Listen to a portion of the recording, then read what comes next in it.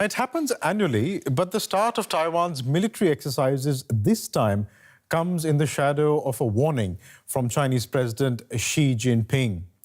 He said earlier this month that reunification with the island is inevitable and that China reserves the right to use force if necessary. He said if China wanted to, it could crush Taiwan, which it considers a renegade province, although the island de facto functions as an independent country. China has the second largest defense budget in the world and spent 150 billion euros in 2018. And Taiwan is also responding, announcing plans to spend 3.2 billion euros to upgrade its air force with F-16AB jets. Its military exercises will last for weeks. Planners have expanded the scope of the drills following President Xi's comments, and they simulate a ground invasion along with attacks by sea and air. As President Tsai said yesterday at the Fuxing North Army Barracks, when confronting the enemy threats, we will uphold our three defense principles. The foremost is securing the sovereignty and security of the Republic of China on Taiwan. That's what we're actively doing now. For more on this story, we can go across to Taipei to DW correspondent William Yang, who joins us live from there. William, good to see you. Can you tell us a bit about Taiwan's military capabilities? Just how resilient would it be if China were to, in fact, invade? Well, according to experts that I have spoken to while working on the article, they believe that the current size of Taiwan's troops and its weapons might be capable of defending the island during peacetime. However, because of China's development of its anti-access area denial capabilities and also its advanced military technologies, it has further unbalanced the regional stability and put tremendous pressure on Taiwan.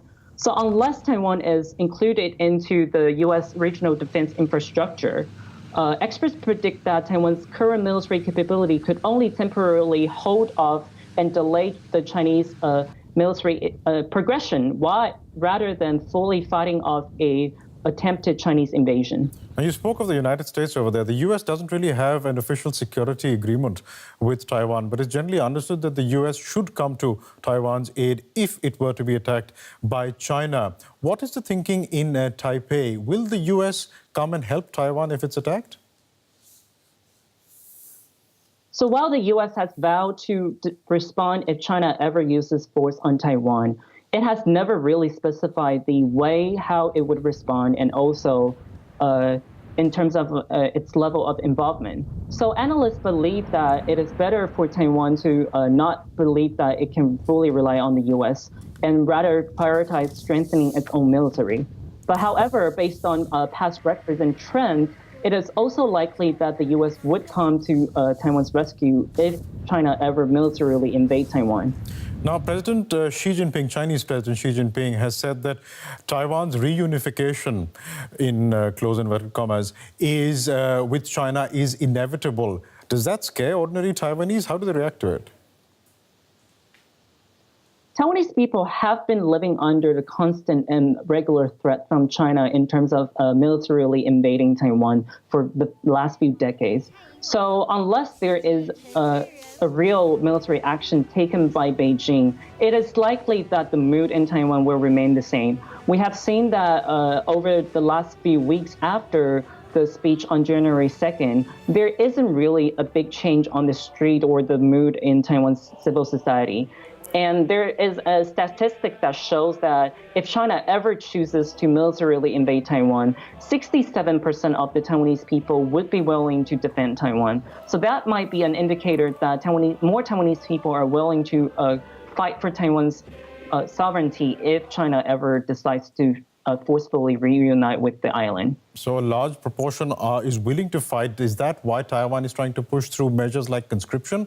You've written about that on the DW website. Yes, the conscription has been a long, hotly debated topic in Taiwan because the government has been trying to push for a fully voluntary enlistment since 5 years ago. However, the result that was reflected in the last few years, conscription is it has shown that it hasn't really meet the government's goal. So they believe that it is better for Taiwan to try to maybe see if they can continue the required conscription. William Yang reporting for us from Taipei. Thank you very much.